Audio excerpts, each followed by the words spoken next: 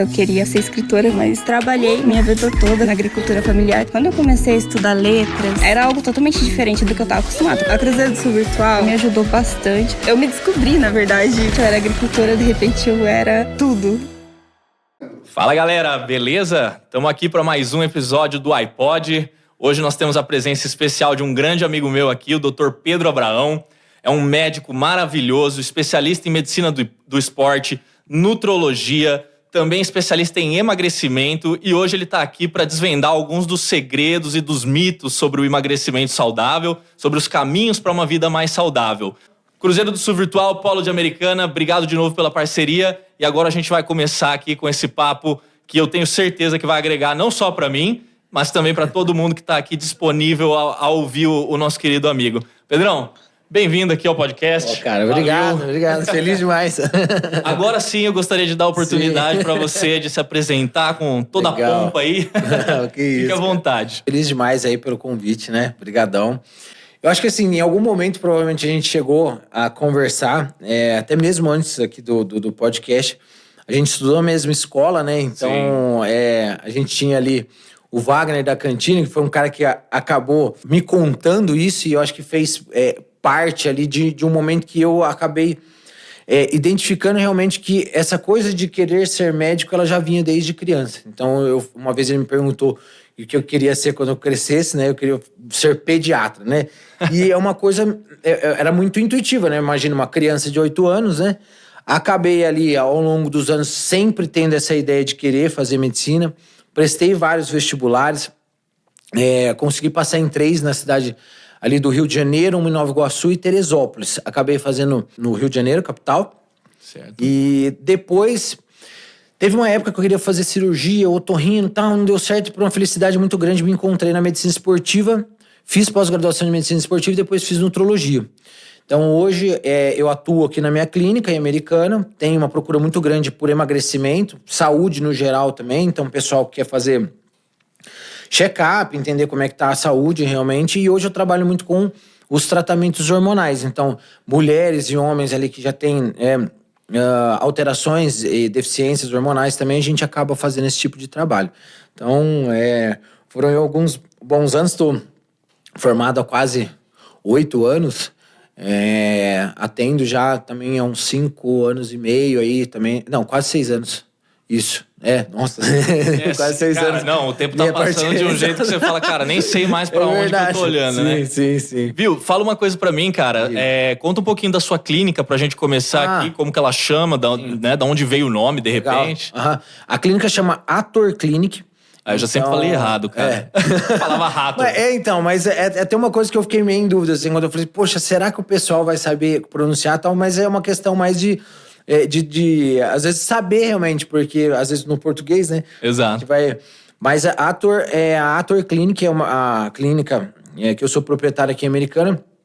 Ela fica aqui ao lado da Academia Atlantis, então para quem é de Americana, sabe, Americana, que é aqui no interior de São Paulo, perto de Campinas, meia hora, acho que dá, né? Uma meia horinha, por aí. São Paulo, capital, 1h30. E a clínica ela foi desenvolvida realmente com foco em promoção de saúde. E a gente tem um complexo no qual o paciente ele vem e ele consegue fazer... A ideia dele fazer tudo dentro de um lugar só. Então, a gente tem equipe de nutricionista, dá para fazer exames laboratoriais, procedimentos estéticos, faciais, corporais, tem parte de implante hormonal, parte de dermatologia, tem cardiologista, tem psiquiatra na clínica e tem eu fazendo os atendimentos também na minha área. Então, quer dizer, pretende fazer um check-up, quer fazer qualquer tipo desse... Isso, né? dá pra fazer ali, é uma estrutura bem bacana. Não, legal, cara. Na verdade, eu tô aí nos meus planos também, né, de participar aí desse processo com o Pedro do protocolo. Aí sim. Mas ainda não consegui. A escassez de tempo, ela tá em todo lugar. Imagina, agora, né? Cara, tá fazendo vários projetos, né? Mas vai dar certo. Não, mas eu fico feliz de ver o sucesso que tem sido, sabe? Tem muita gente que eu conheço que faz tratamento aí com vocês, que procura, né, caminhos para uma vida mais saudável. Então, cara, parabéns pela iniciativa e por tudo que vocês conquistaram. Obrigadão. Já e com certeza vão continuar conquistando. Massa, cara, obrigado. A gente começou falando um pouquinho da sua jornada médica, né, de onde você estudou, os cursos e tal. Mas eu queria falar um pouco sobre a questão holística que você tem, né? Sobre toda a questão da medicina e da saúde. Quando você fala de medicina, a gente já teve esse papo várias vezes, né? Fora das câmeras aí. Mas você tem uma visão de que a saúde, ela é, na verdade, um contexto, né? Ela é complexa e, basicamente, todo o seu corpo tem que estar em harmonia. Então, fala pra mim aí como é que você entende essa questão da visão holística da medicina no seu corpo, assim, no nosso corpo. Sim, eu acho, assim, cara, que durante muito tempo na medicina, né, os próprios médicos, assim, eles acabaram sendo treinados para tratar muito a questão mais sintomática. Tá? Então, assim, obviamente que eu não estou generalizando, mas até hoje a gente vê um desdobramento disso. Então, por exemplo, tem uma situação, o paciente tem uma dor de estômago, então existe um medicamento que a gente dá e ele apaga esse sintoma, então pronto, eu resolvi este problema. Certo. Quando essa forma que a gente vê que está cada vez mais sendo desenvolvida e ela vem mais à tona, é justamente da gente procurar as causas, o que há por trás deste sintoma. Então, por exemplo, este paciente, essa pessoa que sente uma dor de estômago, será que é apenas uma inflamação na parede do estômago ou será que tem, por exemplo, um sintoma relacionado à parte psicológica dessa pessoa, que tem uma correlação com o intestino dessa pessoa, certo, que pode ser um desdobramento, por exemplo, do sono dessa pessoa, que talvez tenha também correlação com questões hormonais, entendeu? Sim. Então, quando a gente vai realmente procurando, desdobrando realmente esse sintoma, a gente vai começando a identificar mais as causas. Aí deixa de ser uma questão paliativa, Exatamente. Né? Você já não tenta mais tratar aquele sintoma, Exato. Você tenta tratar a causa raiz, né? Isso. Cara, é engraçado porque muito do que eu vejo na área de tecnologia, por exemplo, né? Quando a gente tá tratando causa raiz, é você perguntar os porquês. Sim. Eu imagino que seja praticamente a mesma coisa, né? Por que o paciente está sentindo isso? Por que a gente não fez o teste tal? Eu acho que quando você fala de medicina, obviamente, né, fiz um paralelo com a tecnologia aqui, mas a gente tá falando do corpo humano, a gente tá falando de coisas muito diferentes. Você ainda assim tá mais preocupado com a causa raiz, com a forma que isso interconecta, né, entre diversos casos aí que provavelmente você já teve aí na clínica, Sim. né? Beleza, Pedrão, eu ia perguntar uma coisa pra você, né, nessa direção da visão holística. Quando você trata um paciente, você chega a fazer uma anamnese, né? Você analisa a completude. Como que funciona esse protocolo, esse início de contato com você? Sim, hoje o que a gente tem, né, é uma equipe realmente que faz a comunicação inicialmente para poder entender. Geralmente a gente tem isso por Instagram, WhatsApp. Então, o primeiro ponto de contato é a Priscila, onde a pessoa realmente vai eu tenho interesse em emagrecer. Então, ela vai marcar a consulta e ali no próprio primeiro contato, na primeira consulta, é onde a gente faz essa anamnese. Então, o paciente marca a consulta, faz a anamnese junto comigo na consulta, que é essa entrevista guiada, né, que a gente tem. Perfeito. E ali eu exploro principalmente alguns tópicos que eu vejo que são tópicos chaves. Então, a gente entender principalmente a parte de sono, a parte hormonal, intestinal, inflamatória, nutricional, de atividade física e questões relacionadas à parte medicamentosa. Então, a gente já vê se esse paciente usa algum tipo de medicação, se ele vai ter algum tipo de necessidade de medicação. E a gente tem realmente, conforme a gente vai identificando alterações desses principais pontos, é aí que eu vou guiando, né, esse paciente para ele me trazer mais informações ainda em cima do que a gente está buscando, né? Então são esses tópicos os principais. Nessa anamnese é onde a gente desenvolve isso. E aí a gente tem, obviamente, né, a solicitação de exames complementares. Então tem exames de sangue, exames de imagem, né? Uma coisa que eu trabalho bastante e que é bem legal é a parte de exames de hipersensibilidade alimentar. Então tem muito paciente hoje em dia que tem queixa intestinal, por exemplo, pessoas às vezes que têm distensão abdominal, a barriga fica fazendo barulho, e que isso tem muito a ver com a parte alimentar. Certo. E que isso, olha só que doido, né? Isso pode ter, inclusive, uma relação com processos psíquicos. Certo. Então, se você tem um intestino inflamado, por exemplo, você pode ter uma predisposição maior dessa pessoa desenvolver um processo mais ansioso, né? Questões associadas com... Pode piorar um evento depressivo, um paciente que tem uma depressão já. E eu consigo também, na contramão, né? Se eu consigo melhorar esse intestino por meio de melhor alimentação dele, eu consigo melhorar também alguns processos. Então é bem legal. Cara, isso é incrível porque, assim, eu obviamente mudei um pouco meu estilo de vida nos últimos anos, né? Passei a me alimentar um pouco melhor. E você falando vai me trazendo, assim, recordações. Sim. Não tão boas, na verdade, né? Porque, assim, cara, quando eu consumia mais álcool e tudo mais, eu tinha essa questão da barriga sempre fazendo barulho, né? Tinha muitas dores, tinha dor no peito, cara, que é, não sei, produção de gases, o pessoal fala, não sei se realmente é algo, né, plausível, assim, não entendo essa área, mas, sinceramente, cara, a alimentação e o intestino, quando você me falou a primeira vez sobre isso, a gente tava num churrasco, eu acho, cara, e você falou assim, não, cara, o intestino, ele faz parte, assim, absurda da concepção de como você lida, né, com o seu corpo, com a sua mente e tudo mais. E você não tratar, né, essas bactérias boas, até vou perguntar sobre isso aí pra você, pode ser que isso cause, né, alguma disfunção na tua relação consigo mesmo, né, com o seu corpo. Sim. Então, vou aproveitar o gancho aqui. Fala pra mim sobre essas bactérias que a gente tem no intestino, né? Tem bactéria boa, bactéria ruim. Como que você faz essa análise? Como que funciona isso? O que a gente percebe é que o intestino, ele acaba sofrendo... algumas alterações por questões também ambientais, por questões diversas. Então, por exemplo, o que a gente pode ter de fatores externos que podem alterar essa microbiota intestinal? A gente tem, por exemplo, gravidez. Então, a mulher que ficou grávida, tanto no processo de gestação quanto no pós-gestacional. Uma pessoa que ela é muito estressada, tá? Uma pessoa que utiliza muito antibiótico, por exemplo. Pacientes que, de repente, têm uma dieta muito rica, né, muito exagerada em alimentos, por exemplo, inflamatórios, industrializados, excesso de doce, por exemplo. McDonald'szinho de boa. Exato. Já vou ser processado aqui. Mas cara, e a gente começa a identificar que realmente esses, entre outros fatores, eles conseguem, toxinas, né, também. Esses, entre outros fatores, eles conseguem modular esse crescimento bacteriano. Certo. Então, de repente, a gente começa a ter uma proliferação maior de bactérias que são ruins e aquelas bactérias que são boas, né? E que mantêm, né, uma organização das células do intestino, elas vão morrendo. Certo. Então, esse desequilíbrio que acontece, ele pode alterar a permeabilidade. Então, é como se a gente tivesse umas goteiras, tá? No intestino.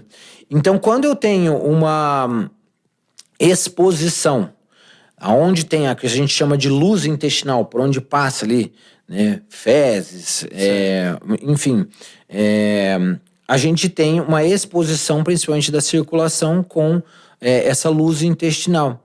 E nesse processo é aí que eu começo a ter um aumento muito grande das reações inflamatórias do corpo, porque dentro da circulação, por exemplo, essa exposição que a gente tem exacerbada, ela libera, né, mediadores, substâncias inflamatórias, e essa inflamação ela não fica só restrita ao intestino.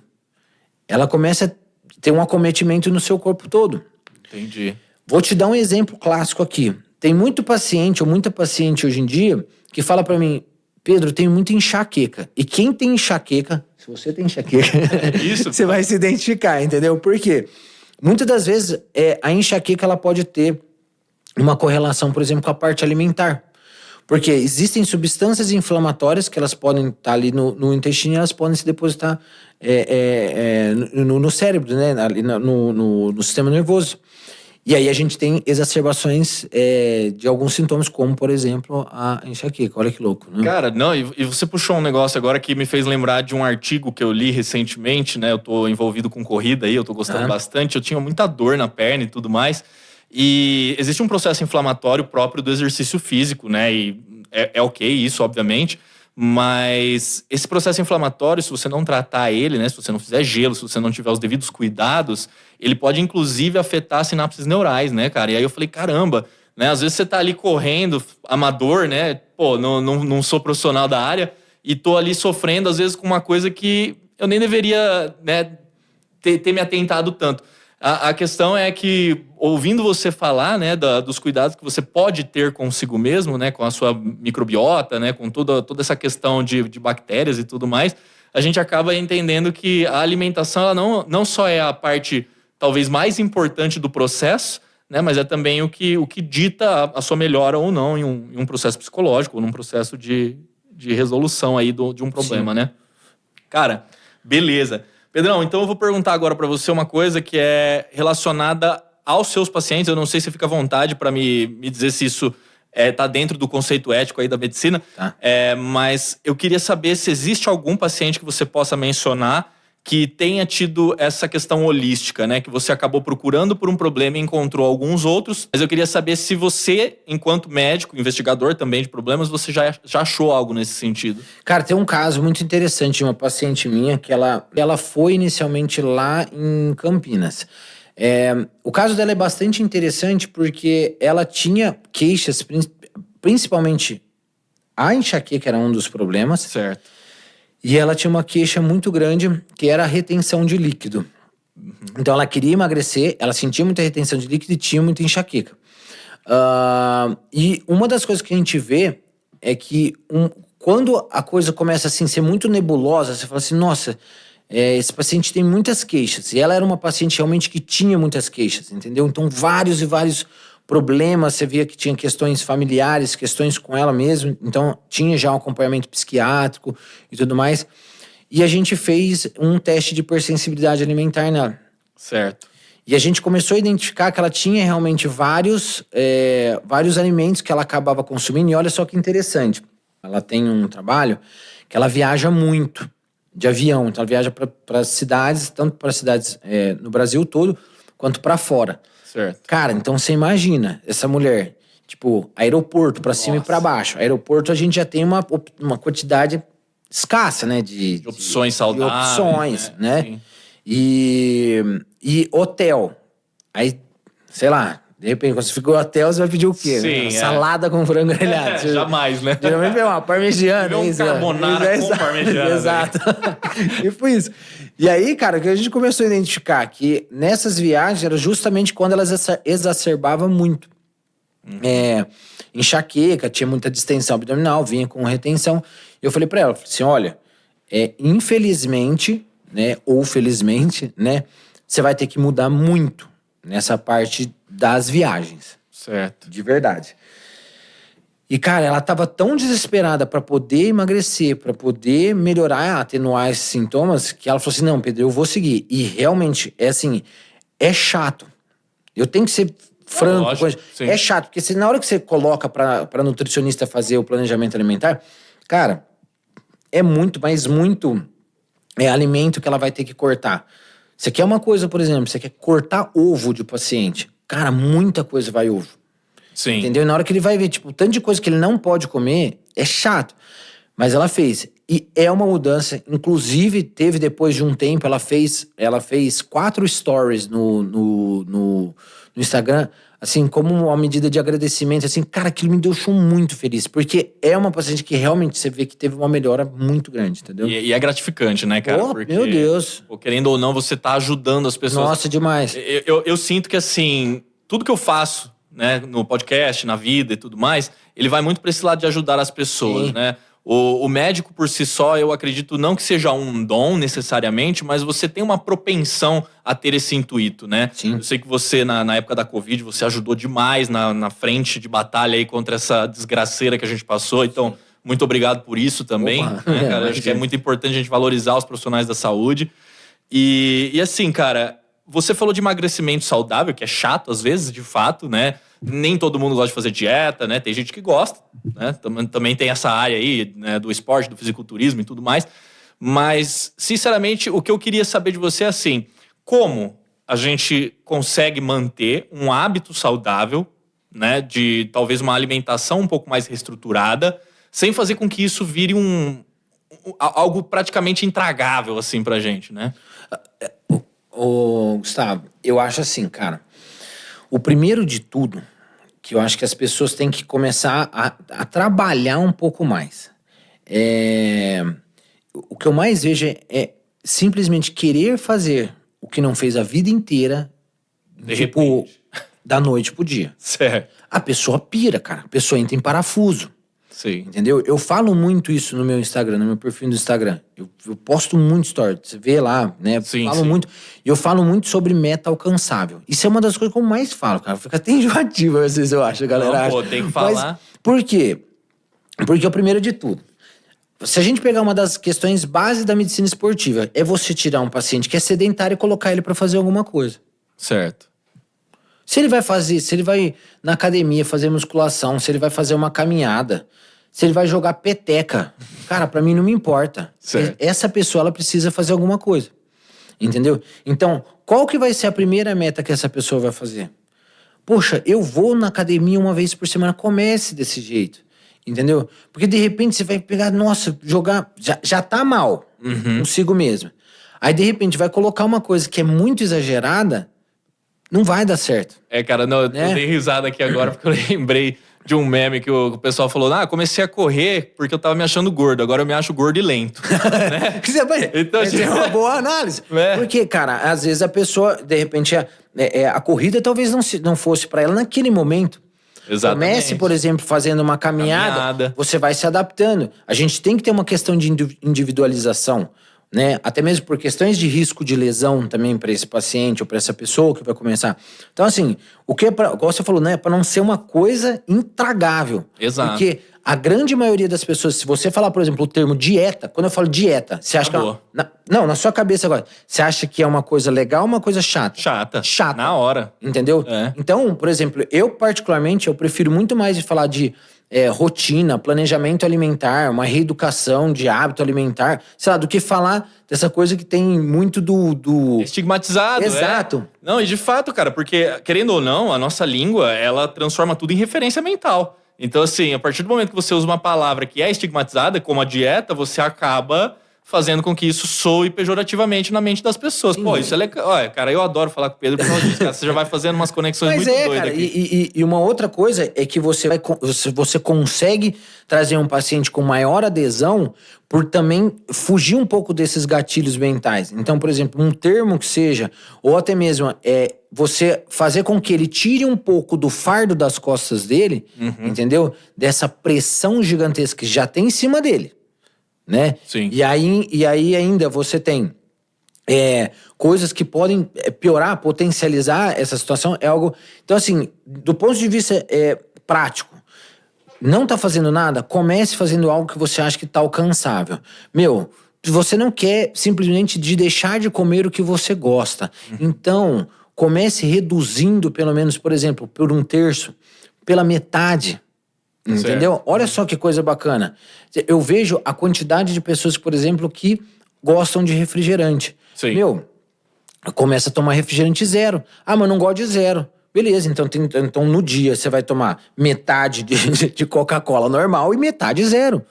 Pra ir se adaptando. Exato. Uma coisa que eu não esqueço. Uma vez eu fiz um curso, cara,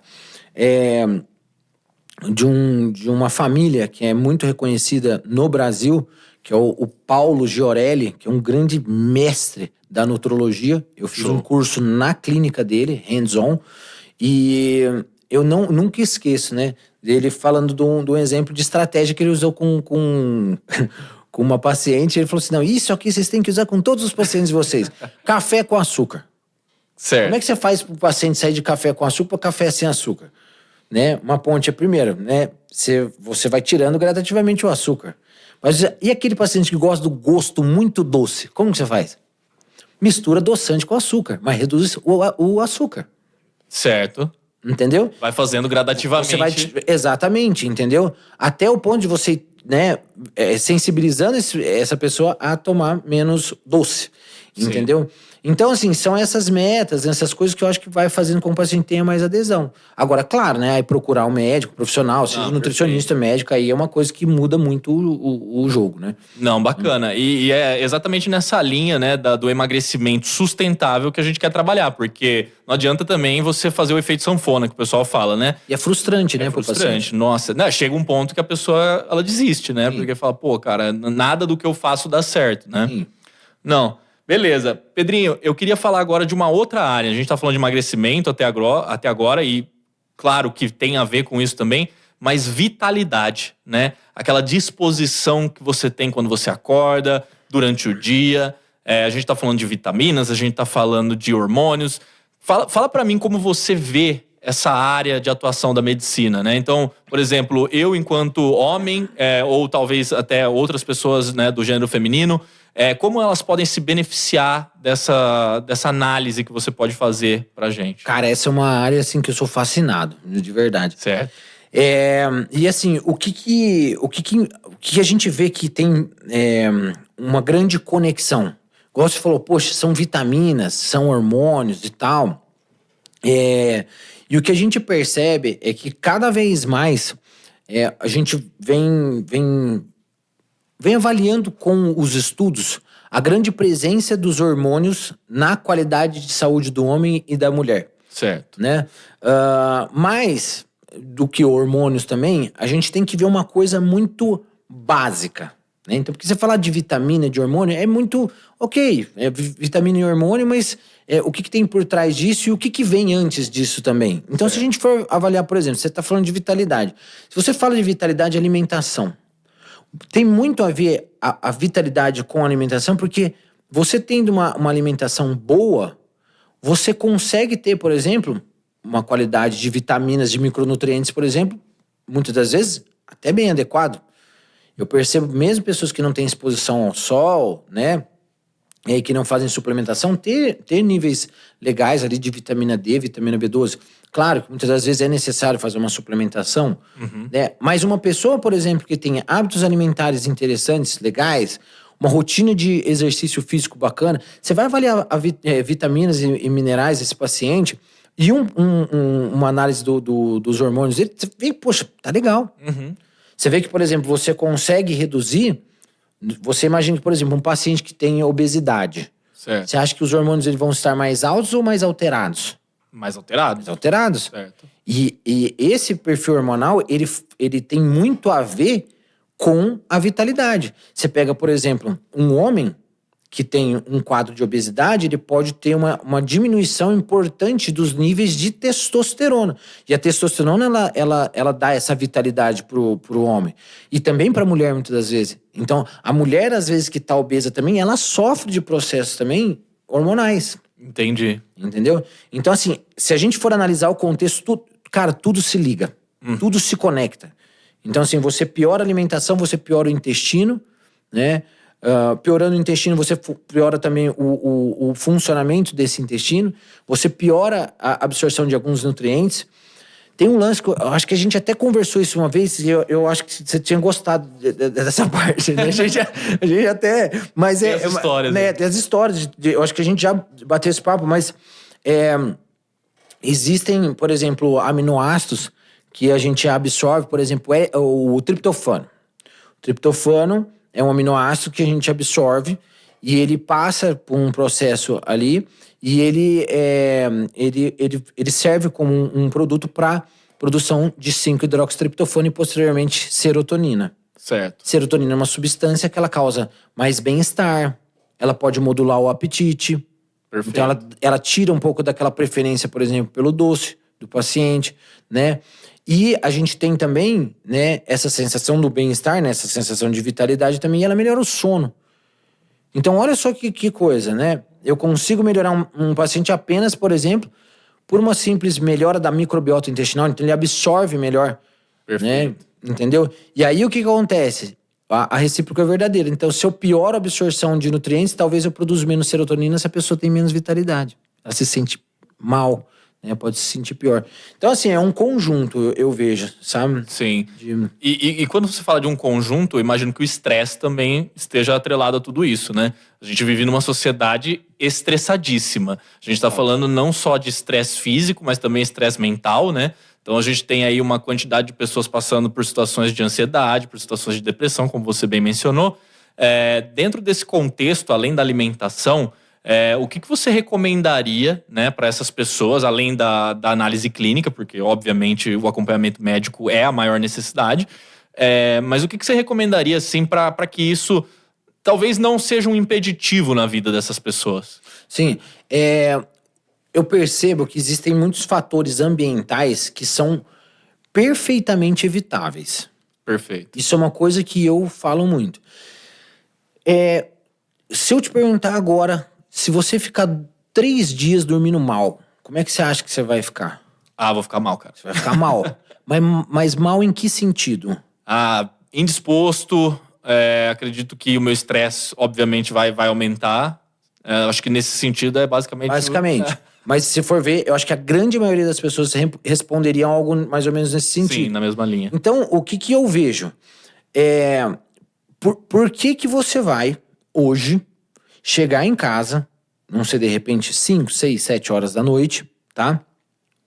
E você vai ligar um jornal que 90% do que passa ali são coisas extremamente estressantes, coisas que vão realmente te deixar mais reativo, Sim. Né, que te deixam realmente mais ansioso. Tem notícias hoje em dia que você for ver, cara, você fica até taquicárdico olhando aquilo ali, né? Sim. Da batedeira, né, e tal. E isso consegue ter um comprometimento, por exemplo, na sua indução do sono, na sua manutenção do sono. Não é à toa que, se a gente for ver, higiene do sono é justamente para isso, para você já ir abaixando a quantidade de luz, você não ter contato com tela, evitar, né? Até mesmo, por exemplo, então eu não vou assistir o jornal, mas eu assisto um filme de guerra. Exato, de terror. Exato, entendeu? Então, assim, isso inclusive, tá? Mas o que acontece? Eu acho que você começando, por exemplo, por melhorar uma qualidade de sono, que é uma coisa evitável, Sim. com esse estímulo que você tem, esse hiperestímulo. É só pra deixar claro aqui que a gente não tá falando pra ninguém deixar de se informar, né, Pedrão? Não, exato. Porque não, às vezes o cara fala, o cara foi lá no podcast e falou que não é pra assistir jornal. É bom senso, né?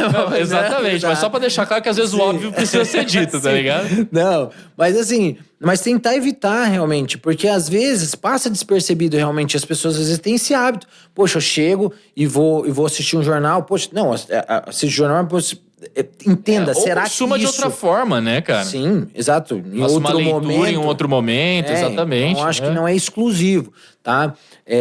Mas o que eu vejo? Começar, por exemplo, por essa questão de melhorar a qualidade do sono, a própria alimentação que você pode fazer durante a noite. Então, ter uma alimentação mais leve, realmente. Isso pode melhorar a qualidade do seu sono, e você tem um reparo ali no período noturno que faz com que você tenha também questões neurológicas que vão amenizar um pouco da sensação estressante ao longo do dia. Uhum. Você vai ter, por exemplo, uma melhora da liberação, por exemplo, do cortisol, que é o próprio hormônio do estresse. Perfeito. Né? Você tem um reparo também dessas substâncias que te causam, né, essa sensação maior de bem-estar. Então, começando com coisas básicas, alimentação, praticar uma atividade física, né, dormir melhor, realmente. Hoje nós temos suplementos que são sensacionais, cara. Você pega, por exemplo, magnésio, por exemplo, né? O próprio L-triptofano, 5-hidroxitriptofano. A gente tem fitoterápicos sensacionais que podem melhorar também, né? E não simplesmente assim, eu tô estressado, então eu vou único e exclusivamente no suplemento. Sim. Né? Então, você vê que são coisas que eu acho que dá pra fazer. Agora, existem coisas que vão até além. Certo. Né? Uma pessoa, por exemplo, que tem um transtorno de ansiedade generalizada, depressão, aí realmente precisa de um atendimento mais especializado, né? Eu acho que independente de qualquer coisa, a mensagem ainda procure um médico especializado, né, para fazer esse acompanhamento. Exato. Cara, eu vou entrar num tema agora que eu acho que vai estender pro resto do programa aqui, porque a gente vai falar agora sobre mitos e verdades. Não só sobre emagrecimento, mas sobre a saúde no geral. Cara, eu particularmente, eu tô sempre aí nas redes sociais, eu gosto muito de ler, né? Você sabe disso. Eu consumo muito conteúdo científico, então eu gosto de ler artigo, tem umas coisas obviamente, que fazem muito mais sentido que outras por amostragem, né? Mais adequadas e tudo mais. Mas aí a minha pergunta pra você é assim, cara. Você consegue citar pra mim 2 das maiores verdades e 2 das maiores mentiras que você já ouviu nesse contexto do emagrecimento? Não necessariamente as maiores, mas as que vêm mais rápido à sua mente aí. Tá, uma coisa que falam é comer carboidrato à noite, né? Nossa, colocaram o carboidrato tadinho dele. Como assim, um extremo vilão, né? E uma coisa que eu percebo é que, na grande maioria das vezes, você simplesmente fala isso, você simplesmente coloca uma situação isolada. Certo. Né? Em qual contexto tá esse carboidrato à noite, entendeu? Então, isso é uma coisa que a gente percebe. Se a gente for ver, existem alguns estudos, né? Que eles mostram, obviamente, que a quantidade, na verdade, são milhares, né? Uhum. Eles mostram que a quantidade exacerbada de carboidrato, ela leva à resistência insulínica, né? Traz uma grande dificuldade para o paciente emagrecer, mas a gente precisa entender o contexto, né? O cara vai correr 15 quilômetros no domingo, Poxa, se ele mandar um macarrão, então, poxa, o cara vai engordar. Então, assim, isso é uma questão que eu vejo que cai muito por terra. Num contexto de emagrecimento que a gente tem, por exemplo, a parte de suplementação, que a creatina, ela faz com que você tenha pedra nos rins. Certo. Entendeu? Então, a creatina hoje é um dos suplementos mais bem estudados, né? Com maior segurança que a gente tem. Então, é outra coisa que cai por terra. Deixa eu aproveitar rapidinho um gancho, a questão da creatina. Eu já ouvi falar de pico de creatina, né? Se você tem que tomar direto ou não. Não é necessariamente um contexto isolado, eu já ouvi isso de diversas pessoas. Qual é o certo para creatina? Tem um certo? Não tem? Existem diversas maneiras de você tomar creatina. São diversas, certo. Entendeu? Mas o que a gente percebe, né, é que para que você possa ter um efeito adequado, você tem que ter uma suplementação diária. Por quê? Porque a gente tem a creatina é uma substância que o nosso próprio corpo produz e a gente excreta ela todos os dias. Então, para você ter um efeito dela, você teria que ter uma suplementação acima do que você excreta. Então, numa ordem aí, mais ou menos de uns 2 gramas por dia. Entendi. O certo seria consumir ali acima de 3 gramas por dia todos os dias, entendeu? Entendi. Mas são várias as formas. Entendi. E aí você falou o quê? Das 2 verdades? Assim, coisas que para você são não necessariamente verdades absolutas, porque isso não existe, Sim. Mas são hoje paradigmas da ciência, que a gente entende que é assim e por um tempo deve ser assim. Sim, o que eu mais vejo que as pessoas procuram, né, é justamente de você ter uma programação em que você tenha um gasto maior do que o consumo de calorias no dia e o quanto que isso pode ser benéfico para você.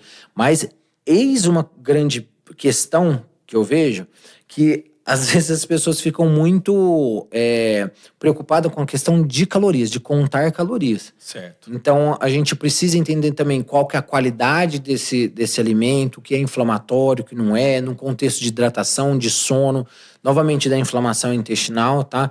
Então, assim, igual você falou, né? São verdades, mas a gente precisa entender também essa questão do contexto. Cara, o que me ocorre, assim, acho que na cabeça é isso. Assim. Não, perfeito, cara. Acho que você já deu uma elucidação bastante ampla aí do que a gente tava falando. E eu pergunto, cara, porque a gente vive na era das fake news, né, cara? Sim. Então, assim, é muito difícil hoje você saber de onde vem a informação de qualidade. Sim. Então, assim, a priori, o que eu queria dizer é para que as pessoas procurem profissionais que sejam realmente respaldados pela ciência, né? Que estejam, de fato, fazendo um trabalho sério de investigação, e não só de investigação, mas também de experiência, né? Porque você, por exemplo, enquanto médico, você tem todo o empirismo da vivência com esses pacientes, né? Então, assim, você tá vendo acontecer, você vê as melhoras, você vê que os resultados dos exames são exponencialmente melhores, então, né? Contra fatos não há argumentos, né? Existem também alguns jargões que a gente pode usar. Legal, cara.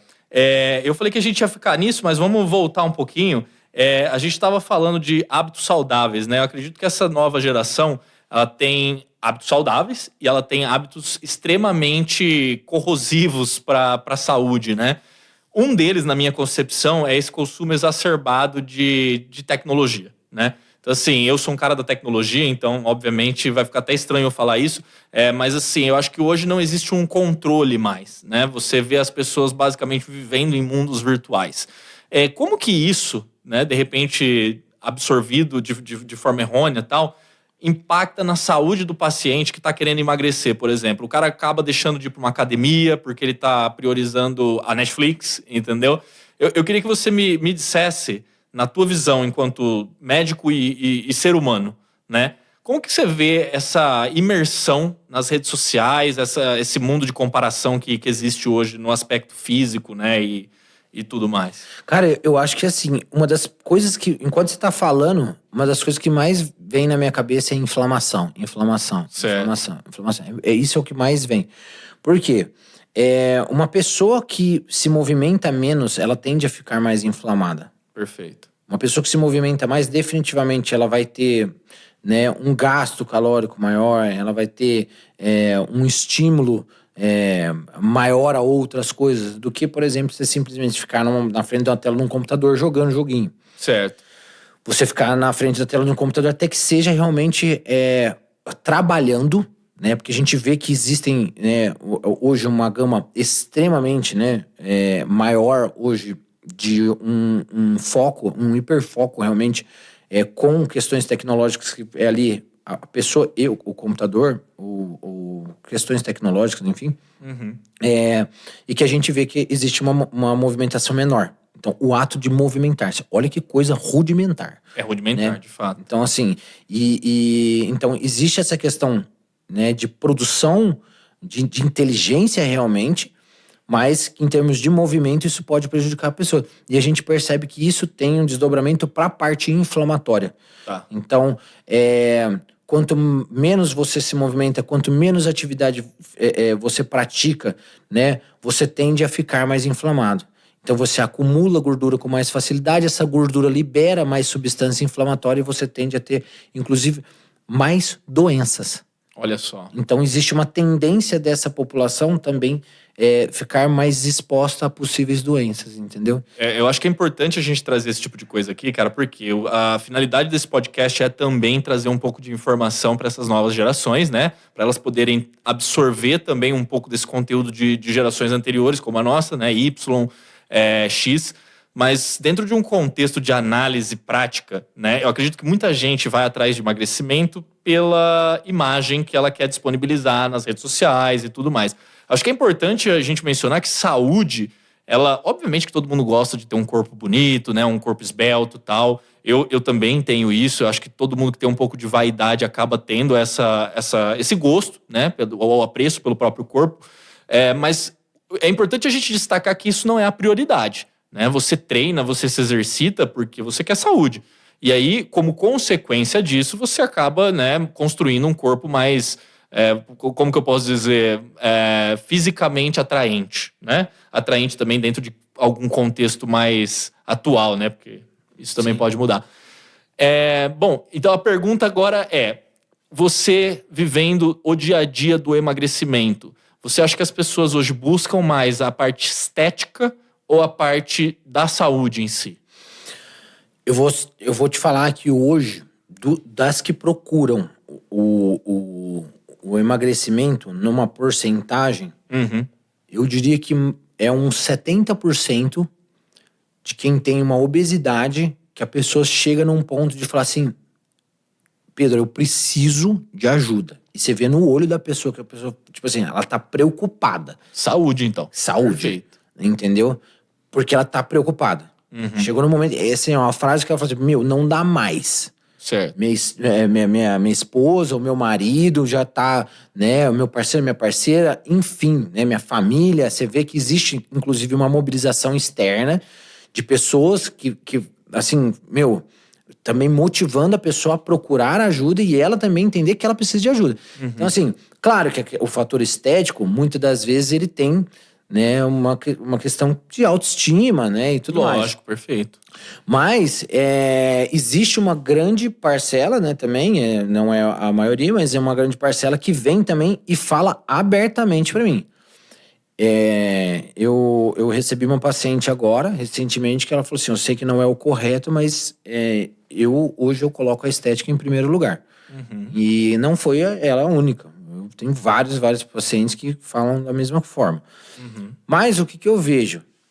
Eu não deixo de conversar sobre estética no meu consultório. Perfeito. Porque a estética, ela também faz parte da saúde emocional da pessoa. Como né? ela se vê, como ela se apresenta para o mundo, Exato, né? É assim, exato. perfeito. Também da própria aceitação da condição que ela tá. Eu vou te falar que quando a gente faz a análise da composição corporal dos pacientes, tem uma balança lá na clínica, que é a balança de bioimpedância, né? Sim. É a balança de bioimpedanciometria. Tem uma folha que ela é impressa com todos os dados. E aí ela dá para nós, né? Peso ideal, o valor de referência que seria o peso ideal, o percentual de gordura ideal, o IMC ideal, a gordura visceral ideal. Eu chego pro paciente e eu falo assim, olha só, independente do que você tá buscando aqui, porque a pessoa vem e ela tá acima do peso. Tá. Eu falo assim, se você começar a olhar da onde você tá e da onde você tem chance, você vai ficar maluco. Sim. Vai ficar maluco. Já vai começar a ficar desestimulado, às vezes, no começo. E a pessoa realmente, quando você vai mostrando, olha, você tá com 40% de percentual de gordura. Você é mulher, seria normal 28%. Certo. Você tá com 22 de gordura visceral. O normal, o máximo é 10. Você tem que descer 12. A pessoa fala, meu Deus. Mas, novamente, a gente tá falando agora há pouco. Sim. Qual que é o primeiro passo que essa pessoa vai dar? Porque às vezes a pessoa ela sabe que ela tá doente, ela sabe que ela precisa de ajuda. De repente, ela 1 ano atrás, ela pesava 55 quilos. Só que passou, vou te falar uma coisa clássica, só que passou a pandemia, que isso foi uma coisa que foi drástica. Eu percebi um aumento gigantesco. Pessoas que desenvolveram alcoolismo, pessoas que evoluíram com transtorno alimentar, por exemplo. O pessoal fala, Pedro, eu em 2 anos eu emagreci 50 quilos. Nossa. E é assim, plausível, né? Total. Sim. A pessoa foi comendo, ansiedade, depressão, tal, perdeu familiares. O que eu já escutei de paciente, entendeu? E a pessoa não se reconhece como pessoa obesa. Entendi. Entendeu? Então ela vai ter que ter um componente estético também, junto. Entende? Então eu vejo que, assim, existe essa proporção, eu dou a devida atenção. Eu acho que é importante você falar dessa forma, cara, porque assim, também não tem problema nenhum você se importar com a estética, né? A menina até falar pra você, eu sei que não é o certo. Na verdade, certo é muito, né, muito uma concepção. Porque se você tem uma preocupação maior com a estética, sem problema nenhum também, né? Eu acho que o que não pode é você fazer algo estético em detrimento da tua saúde, né? Então, vou fazer um procedimento estético aí que de repente vai acabar com qualquer outra área aí da minha saúde física e tal. Eu acho que isso é importante a gente focar, Sim, e né? por isso que também tem a intervenção médica. Porque assim, ao passo que ela traz pra mim o que ela tá buscando, eu mostro dentro do que há, do ponto de vista técnico, que é possível fazer. Então eu falo assim, olha, você vai querer estética? Ok, mas eu como médico e eu como prescritor, né, eu como pessoa que determina a conduta médica, eu vou fazer o que rege, né, a medicina, os princípios éticos e dentro de uma responsabilidade com o meu paciente. Então, olha só, nós vamos fazer um tratamento e por consequência dessa melhora da saúde você vai ter um componente estético. Agora, obviamente o quê? Existem situações em que eu consigo, né, avaliar uma paciente e colocar ela num ambiente onde ela vai ter um contexto que ela consegue ter mais estética. Perfeito. Se eu pegar, por exemplo, 2 exemplos básicos aqui. Eu pegar a mesma pessoa, eu colocar ela para usar, por exemplo, uma medicação que é um inibidor de apetite, certo? Então ela vai ter uma privação de calorias no dia e ela não vai praticar atividade física. Tá. Uma outra, eu vou privar ela da mesma forma de calorias, mas eu vou conseguir fazer com que ela, num contexto, ela tenha mais estímulo, ela consiga estar mais engajada, por exemplo, numa atividade física, certo, né? Então eu consigo utilizar, né, do gasto calórico dela, ao final do dia, um gasto maior, certo? E eu vou ter, no final, obviamente, um saldo negativo maior de calorias do que essa que somente fez restrição e não fez atividade física. Entendi. Ou seja, a consequência vai ser um emagrecimento maior. Exato. Então o contexto não importa muito. Porque eu tenho muitas pacientes, por exemplo, que faz uso de inibidor de apetite e às vezes tem alguma limitação física que não deixa, ela não vai conseguir realmente fazer exercício. Tem paciente que não pode. Entendi. Fazer atividade física. Então, o que você faz? Então, o emagrecimento, ele é mais delicado. Mas a mesma pessoa fazendo atividade física, explorando realmente, né, quais vão ser os estímulos, psicoterapia, é muito importante, entendeu? Então, assim, eu acho que é algo que merece algumas reflexões também, até para quem realmente está buscando emagrecimento. Eu acho que isso é muito importante no sentido de você também analisar qual é o teu contexto atual, né? Então, por exemplo, se uma pessoa chega no seu consultório querendo fazer um emagrecimento, mas ele está numa condição, por exemplo, que até mesmo uma bariátrica seria uma opção, né? Eu não sei se isso ocorre com frequência, com qual demanda isso ocorre no teu consultório, mas existe em algumas situações uma necessidade de intervenção médica, acredito eu. Eu não sei como você lida com isso, essa é a minha pergunta, na verdade. Você, antes de qualquer coisa, tenta um processo de emagrecimento ou em determinadas situações você indica já que essa pessoa procure um especialista, por exemplo, em cirurgias bariátricas? Sim. Existem critérios para a pessoa fazer uma cirurgia bariátrica. Perfeito. Ela tem que ter, né, uma refratariedade a tratamentos clínicos, né? Ela tem que ter um IMC ali acima de 40, né? Ou um IMC com comorbidades. Ela precisa ter fatores de risco. Então, é todo um conjunto. Ela precisa passar por avaliação do cirurgião, precisa passar em avaliação com o psicólogo. Muitas das vezes, né, a gente vê que existem grupos. Então, são mais do que... são vários pacientes que fazem grupos para poder realmente avaliar se isso vai ser realmente a medida de escolha, tá? Que é drástico, né? Querendo ou não, é uma intervenção drástica. Sim, né? Mas eu tenho pacientes que, dentro deste contexto, teriam indicação de bariátrica e conseguir reverter. Bacana. Isso eu acho que é muito legal a gente falar aqui, né? Que existem contextos que são reversíveis. Exatamente. Entendeu? Agora, eu acho que tem uma coisa que merece uma reflexão importante. Existe uma diferença, isso eu falo muito no meu consultório. Existe uma diferença muito grande entre quem quer emagrecer e quem quer ser emagrecido. Ah, tá bom. Perfeito. Entendeu? Eu entendi. Por quê?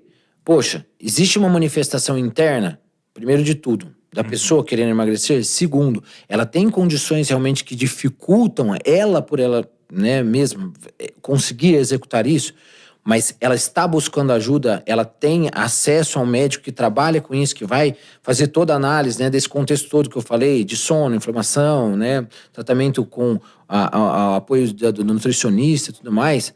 Ou ela simplesmente busca um método, um meio, uma medicação exclusiva que simplesmente ela para e ela emagrece. Sim. Não, e de fato até existe, né? Porque isso é determinante. Isso é determinante.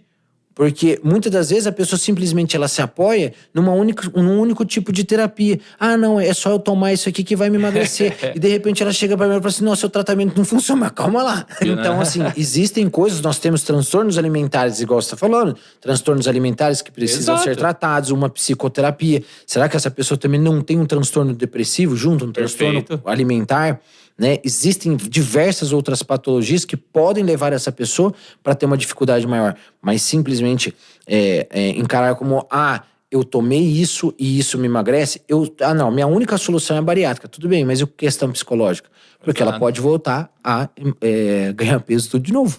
Pedrão, por incrível que pareça, estamos acabando. Caramba, meu. Eu queria falar mais com você, mas eu acho que a gente vai adentrar nisso aqui, a gente vai precisar de mais uma hora. Então, assim, provavelmente... Fazer a parte 2. Eu vou chamar você de novo aqui em uma outra oportunidade. A gente vai falar de outras coisas. Porque, cara, pra quem não sabe, o Pedro, ele é especialista em medicina esportiva também. A gente pode explorar muitas outras áreas aqui com você. Então, cara, sinta-se sempre bem-vindo pra voltar, tá? É um prazer tá recebendo você aqui, receber você aqui a qualquer momento. A gente tá, inclusive, do lado da clínica do Pedro, literalmente, né? A uma porta de distância. Então, assim, cara, sempre que quiser também, vem aqui apreciar os episódios, participar, você tá... Obrigado, cara. Obrigado pelo convite, foi um bate-papo muito legal. Eu espero aí também que o pessoal que assista possa aproveitar essas informações. Eu acho que é muito importante, né, a gente levar a informação de qualidade, porque hoje eu acho que atualmente carece, né? Então é bacana. E assim, parabéns, cara. Eu acho que a sua iniciativa, deste podcast, uma quantidade de informação muito rica que as pessoas podem aproveitar demais. Também, parabenizar a Cruzeiro do Sul e também por essa iniciativa muito legal. Parabéns. Os caras muito parceiros. E assim, legal. Pedrão, vou aproveitar a deixa, né, da nossa despedida aqui e vou pedir para você deixar um pensamento seu, de repente uma dica para as pessoas que querem seguir, né, caminhos para uma vida mais saudável. Além de buscar ajuda médica, obviamente, o que você deixaria aí para as próximas gerações ou até mesmo para as pessoas que hoje estão procurando suporte? Eu vejo assim, né, principalmente para quem é mais jovem e que vem nesse mundo muito atribulado, eu acho que existe uma coisa que é muito pertinente, que é a cobrança. Certo. As pessoas se cobram demais. E essa coisa de você ter muita rede social, muito acesso à informação, isso cria um hiperestímulo na cabeça das pessoas, principalmente desses mais jovens, né? Que existe essa cobrança incessante de ser algo que às vezes nem essa pessoa mesmo quer ser. De fato. Você tentar aguçar um pouco mais a sua autenticidade, talvez isso te crie uma paz interior maior. Até mesmo por questões de realização. Eu vejo muitas pessoas extremamente jovens ali falando que estão extremamente infelizes porque elas não têm sucesso. Aí você vai ver, a pessoa tem 22 anos. Sim. Eu falo, meu Deus do céu. A busca incessante pelo sucesso. Exato, né? Então, assim, até mesmo mais novo, né? Até uma cobrança muito grande, porque existe uma cobrança externa também, até mesmo de pais, né? Uhum. Que existe... Poxa, talvez se você for mais autêntico consigo mesmo, né? For seguir mais realmente o que você realmente gosta, o que você realmente quer para você mesmo, eu acho que você vai ter um pouco mais de leveza, né? Poder tocar a vida um pouco mais de boa. A gente falou do estresse, viver a vida menos estressado e tal. E isso eu acho que é algo que também é uma medida também de saúde, né? Não, perfeito, cara. Eu acho que assertivo, como sempre, finalizando aqui com um pensamento sobre autenticidade.